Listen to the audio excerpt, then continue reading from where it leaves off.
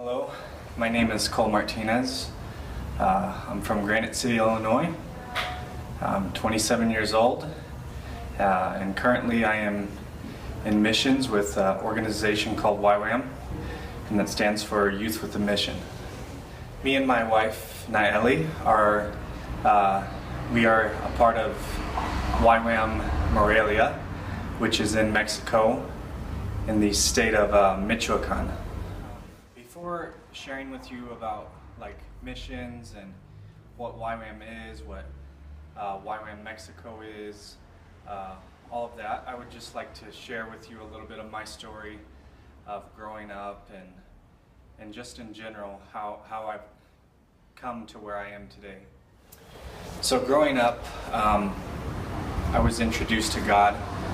I was more so, I didn't have understanding of who God was. I didn't understand what his nature was, what his character was, what he was like. I kind of knew God as religion or church, you could say. I didn't know anything about that God was relational, that he wants to have a relationship with us, that he has created us as relational people and mankind in general. So I had the idea of God as being a religious thing, and I had really no idea of who he was. So that kind of played a big part in my life. So going into when I was a little bit older, teenage years, I went to school in Granite City, Coolidge Middle School, and then went to Granite City High School when I was about 14, I think. And I played sports, had a lot of friends, was very outgoing, very goofy, loved to be the center of attention. Just in general, I loved being around people, being relational with people in the funnest way possible. And over time, I had family members that were drug addicts or alcoholics, and they were living a lifestyle of alcoholism, drug addiction, in which we all know that lifestyle is very unhealthy and can teach young kids that that's cool or something like that. So I had a lot of influence that was from family members that were in that lifestyle, and eventually I started tasting and dabbling with things to start off, and eventually I started smoking marijuana. I think I was 12 years old the first time I did drugs. The first time I got drunk was when I was 14, and I liked it. I liked the way it felt. I liked the identity of you're the cool kid, or you know, just a part of what most of the world thinks is acceptable and cool, a part of the culture. So like I had said before, I played sports. I was athletic. I was known for playing baseball. I was known for the athlete, or however you want to say it, maybe a jock, something like that. And once I got into high school, I started really getting into drugs and really getting into getting intoxicated, drunk, however you want to say it. It became a part of me, and it was a slow progress, but once it started fully, I was doing it a lot, it really took off. It took off into a deep addiction that I couldn't stop myself, and it lasted for a long time. I had time periods in my life in high school that I would quit. It never lasted more than 6 months to a year. I would always go back to it. I would always run to it for comfort and for just that good feeling of outside of reality, not having to deal with things. So yeah, I was using it in a way that was like, it was my God, it was my idol. I like worshipped it. I didn't worship drugs and alcohol in a sense of like I was putting it on the altar and like bowing down to it and praying to it or talking to it, but in more of a sense of a way that it controlled me. It had authority over my life. It told me what to do. The addiction controlled me in so many ways that I didn't care who I hurt. I didn't care who I affected. I didn't care who I stole from. I was living a lifestyle that was selfish, and it was consumed in alcoholism and drugs. By the time I was probably a junior in high school, about 15, 16 years old, around there, I started being like known for like the druggie, the burnout, like the person that was like in another world, like drugged out. You know, I was known before for like playing sports and stuff like that, but like I believe that my identity was like going more towards like the druggie. So people viewed me in a bad way, a negative way. They thought I was stupid. They thought like I was just a normal drug addict. The same thing you see when a person is a drug addict or an alcoholic. So my addiction started getting so strong that I didn't care about sports. I didn't care about my family. I didn't care about anybody really but myself. Like I had friends, but we were all together for one reason, that was to get high, drink and have a good time. So that lifestyle really damaged my family, my mother, my stepfather, my siblings, in so many ways that I don't even know. What I do know and what I have seen was complete, like just destruction. I was destroying not only my life, but other people around me. So once I got out of high school, like I had abandoned sports. I had no vision for college. I had really no purpose. I was like, my purpose was to find drugs or the party and go and just be a part of it and have fun. So yeah, that was like the only thing I was really living for at that time. And the addiction just got worse and worse and worse over time. I started using harder drugs. I started using pills. So many other things like I had never thought I was going to get into, I started getting into. I had no control over it, just like I had said before. It was controlling me and telling me what to do. And I was always chasing the high. I was always chasing something new. And it wasn't working, and I was destroying myself faster and faster over time. So I was like bouncing back and forth from house to house with friends, and like I said, I had no purpose. I had no meaning in life.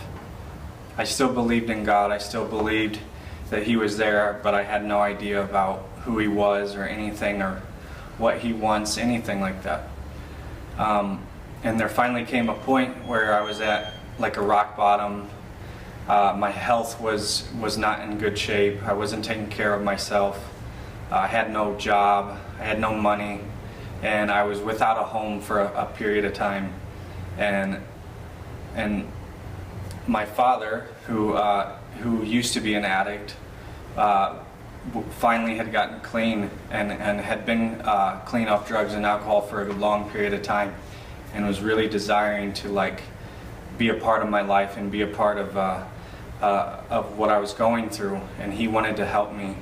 And so he took me in, and he started taking care of me, and at that point, like I had nothing.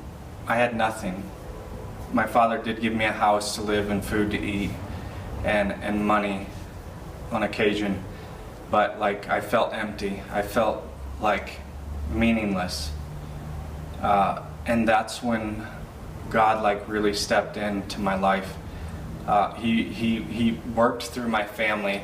Most of my family is Christians, and he was drawing me and calling me to come and be a part of his kingdom and a relationship with him, which I had no idea about. And so I was at my rock bottom, and he showed like one act of love towards me, and it broke my whole worldview and my view of him, of what I thought he was. And he was a personal and caring God, which I had never knew. I never understood that, and he provided for me for one time for my health, with money and a job and much more, all in one moment, and my life was changed. And I started pursuing God and getting to know him and going around other believers that had wisdom to share and would teach me. And from there on, I started just taking off and going with God. And even then, like I still, my character wasn't the best. I wasn't the best person still, but God had welcomed me in and shown me who he was and revealed to me and through action. And like I said, I wasn't perfect. I had so many problems still. But it's amazing to know that God called me and saw me and wanted a relationship with me regardless of who I was at that moment.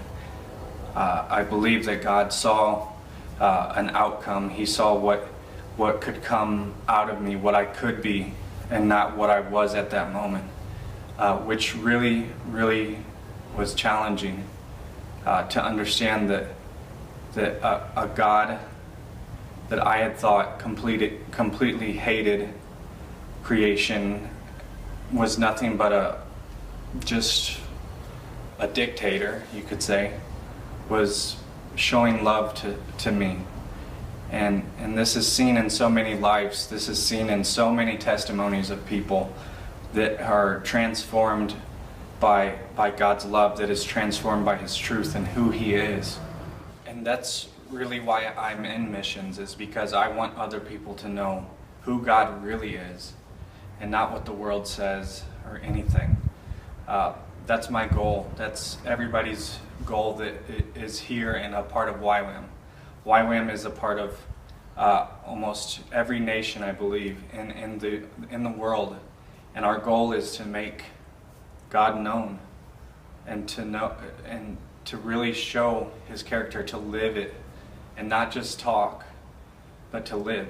So, Youth with a Mission, or YWAM, is also an organization that does schoolings, teachings, like lecture phases, you could call them, where we have a time period of 3 to 6 months, sometimes even longer, of teaching about God, about missions, about strategies for missions, all types of stuff.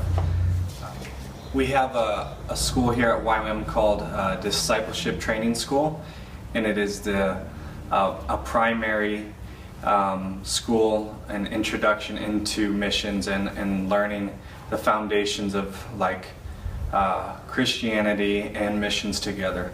And that is a school that is 5 to 6 months long, and 3 months we have lecture phase where we have teachers from all over the world come and teach on subjects of the Bible, all types of different ones. There's so many.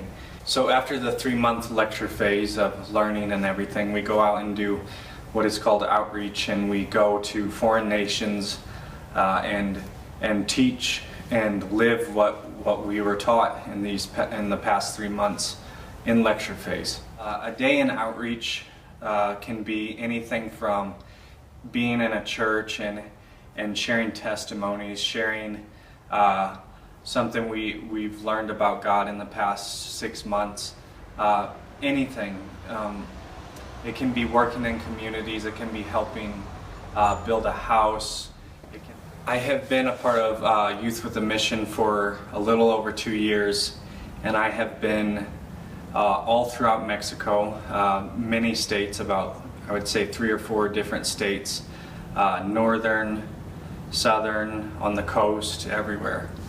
I've been to Costa Rica in Central America, I've been to El Salvador, and in the next month I will be going to Panama with a current discipleship training school to do outreach and to share. And like I had said before, our base and our location is in Mexico, in Morelia, and an average day on the base is we work, we paint, we do all types of stuff, maintenance, we clean, but a main thing we do is our discipleship training school. We run about 5 hours a day in the mornings into the afternoon, and yeah, so it varies on each day. On the weekends we usually like to recover, have family time, and yeah, just have a good time.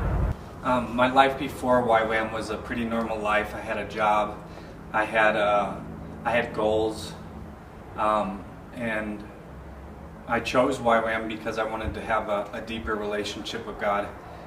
But I specifically chose Mexico because God had led me to that. He had spoke to me and told me a direction to take, and so I did that. I had an expectation that maybe like I was going to be sick a lot. I had heard that Mexico was, I guess, not the cleanest place, which I found out was not true. It's very clean. I think I've been sick one time, like really sick one time, my whole time being here in two years or so. So that was another thing that was really different than what I expected. And after like my time of being in Mexico the first time, I realized I did want to come back to Mexico, that I loved it here. It was not what I thought it was going to be. So I came back initially because God had really guided me and spoke to me that this is where I was called to be. This is where He was going to establish my life. Some of my favorite things about Mexico is, as you can imagine, the food, the culture. The culture is very, very loving and very it's much different than the States. I would put the States more of a category of like straightforward and even if it's rude. Mexico is more like a warm culture, like a family environment. Not that the States isn't a family environment, but it's very family oriented here, and they're very polite, they're very loving. You go into somebody's house, they'll cook a meal for you on the spot. So it's something that was super cool to see, and something that I love about the culture in Mexico. One thing I haven't mentioned is my wife is a Mexican citizen. She is from Mexico. She's from northern Mexico, a city called Ensenada, and it's amazing. We have two separate cultures completely. She is very, very much different than me, and it's been an amazing challenge in so many ways, and we grow so much together because we're so different. Hi, my name is Nahely Martinez. I'm Cole's wife. I'm from Ensenada, Baja California, Mexico. So I decided to stay in YWAM, Mexico because God said to me. But at first I was like, okay, I want to go back to Nepal, where I went for outreach on my DTS. and I wanted to work there because I really love it, and I know God has a call for me there, but I think it's not the time yet. So I stayed in Guaywan, Mexico because God called me to prepare myself and to learn how to be a leader, to learn more about Him, to learn more about ministry, missions, and what it really means to be living in missions and living outside of your comfort zone or outside of your home. And I think it's a process that you just not go and do it. You have a process to learn, and that's the process that I'm here in Guaywan, Morelia. Like, that's why I stay here. Fears or excitements about visiting the States, I think I can have both, but I can relate more with excitement because it's a new place. I never been to the States, so it's a new place, and I heard and I have seen pictures that it's beautiful there. It's way too different from Mexico and other countries that I've been to. And yeah, I'm excited to see a new culture, like the way different from my culture in Mexico. Excitements on my first school, I reached my first school. I went to Nepal and India, and we spent there 4 weeks in Nepal and 5 weeks in India. It was my first time traveling or going out of the country. It was my first time flying.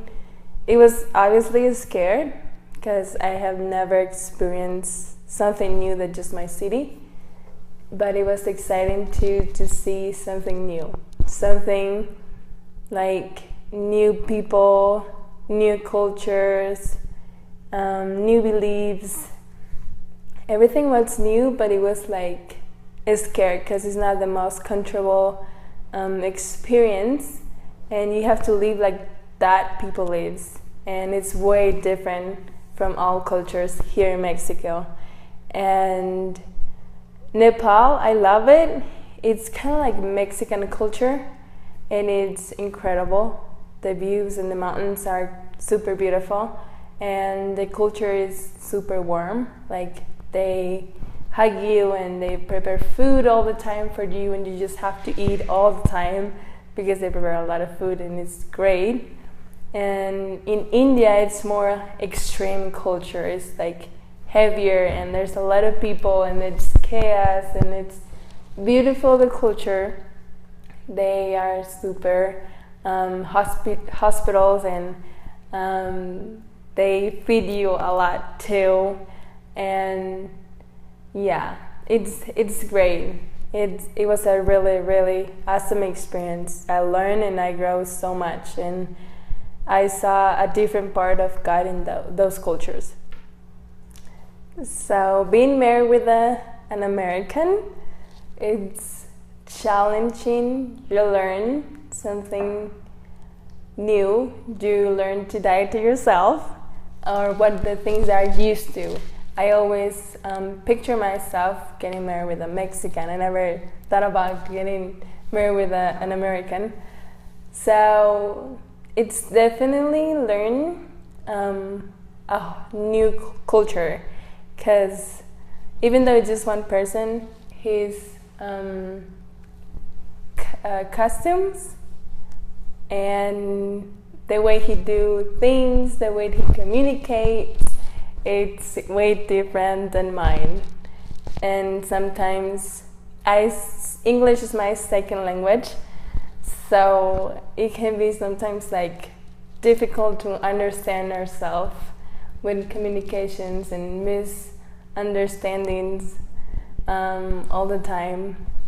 So it's definitely you learning more than just getting to know a person, his culture, and all the things that he's used to, and he'll learn from my culture too. So it's challenging, but it's really great. I love it.